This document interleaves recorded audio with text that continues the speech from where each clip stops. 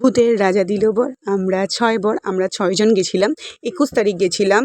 ওখানে মানে ঢুকতেই ওনারা আমাদেরকে ফার্স্টে বলেছিল যে হাতে, হাতে তালি দিতে হবে তাহলেই কিন্তু খাবার সার্ভ হবে। আমরা নর্মালি নিজেদের মধ্যে হাতে, হাতে তালি দিয়েছিলাম। তারপরে ওনারা বললেন যে অপোজিট পার্সনের সাথে হাতে, হাতে তালি দিতে। আমি দিদির সাথে তালি দেওয়ার পরে ওনারা খাবার সার্ভ করেছিল। এতটাই ক্রাউড ছিল যে ওনারা ভিডিওটা ক্যাপচার করে দিতে পারেনি। আর আমরা স্পেসিফিক্যালি সেদিনকে আমার দিদি সকালবেলা ৮টা ১৫-২০ থেকে লাইন দিয়েছিল। তারপরে আমরা ঢুকেছিলাম, কিন্তু লাইন মাঝখান থেকে ব্রেক হয়ে গেছিলো। তো যেহেতু বয়স্ক মানুষ ছিল ওনারা ঢুকতে দিয়েছিল। আর থালির খাবার ভীষণ ভালো ছিল। আমি সব কটা টেস্ট করতে পারিনি, কিন্তু স্পেসিফিক মাটনটা আমি বলবো দুর্দান্ত ছিল।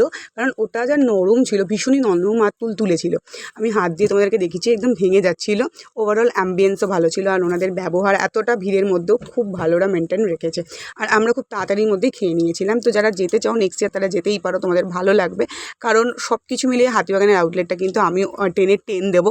তোমাদের ভালো লাগলে ভিডিও লাইক করো, চ্যানেলটা সাবস্ক্রাইব